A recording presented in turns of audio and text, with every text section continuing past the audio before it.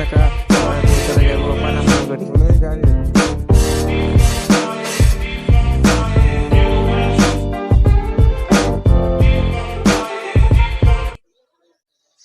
প্রবেশ করতেই এই সাইনবোর্ডটি দেখতে পেলাম। এখানে ৪ নং ভবনটি সংস্কার করা হয়েছে। ভিতরে প্রবেশ করতেই দেখতে পেলাম ধ্বংসপ্রায় ভবনগুলো।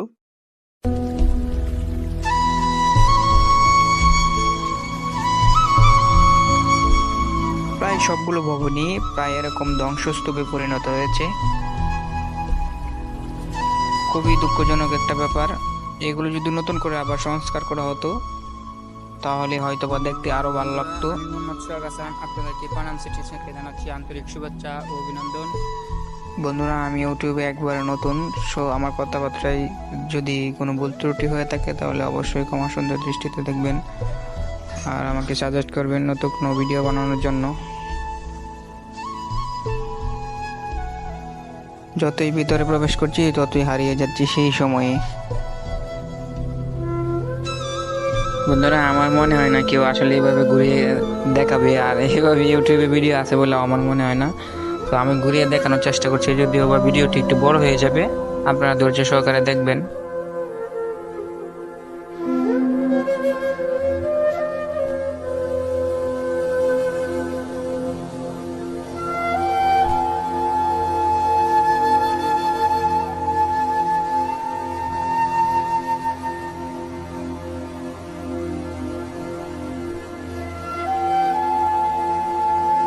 পনেরো শতকে ইশাকা বাংলার প্রথম রাজধানী স্থাপন করেছিলেন সোনারগাঁওয়ে। পূর্বে মেঘনা আর পশ্চিমে শীতলক্ষ্যা নদীপথে বিলেত থেকে আসতো বিলাতি থান কাপড়।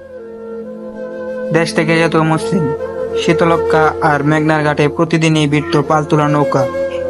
প্রায় ওই সময়েই ইস্ট ইন্ডিয়া কোম্পানির বাণিজ্যিক কার্যক্রম ও চিরস্থায়ী বন্দোবস্তের ফলে ইউরোপীয় অনুপ্রেরণায় নতুন উপনিবেশিক স্থাপত্য রীতিতে গড়ে ওঠেন পানাম নগরী। নীল বাণিজ্য। ইংরেজরা এখানে বসিয়েছিলেন নীলের বাণিজ্য কেন্দ্র। ডলভিউ হান্টারের অভিমত হলো সুলতানি আমলে পানাম ছিল সোনারগাঁর রাজধানী, কিন্তু পানামে সুলতানি আমলদের তেমন কোনো স্থাপত্য নজরে পড়ে না, তাই এই দাবিটির সত্যতা সঠিক প্রমাণিত নয়। এক্ষেত্রে জেমস টেলর বলেছেন সোনারগাঁর প্রাচীন শহর ছিল পানাম। এই তত্ত্বটির সাথে বাস্তবের কোনো বিরোধ নেই। শহরটিতে উপনিবেশিক ধাঁচের দোতলা এবং একতলা বাড়ি রয়েছে প্রচুর, যার বেশিরভাগ বাড়ি ঊনবিংশ শতাব্দীর 1813 খ্রিস্টাব্দের নাম ফলক রয়েছে। মূলত পানাম ছিল বাংলার সে সময়কার ধনী ব্যবসায়ীদের বসতক্ষেত্র। ব্যবসায়ীদের ব্যবসা ছিল ঢাকা কলকাতা জুড়ে। তারাই গড়ে তোলেন এই নগর। 1611 খ্রিস্টাব্দে মুঘলদের সোনারগাঁও অধিকারের পর সড়ক ও সেতু নির্মাণের ফলে রাজধানী শহরের সাথে পানাম এলাকার সরাসরি যোগাযোগ স্থাপিত হয়।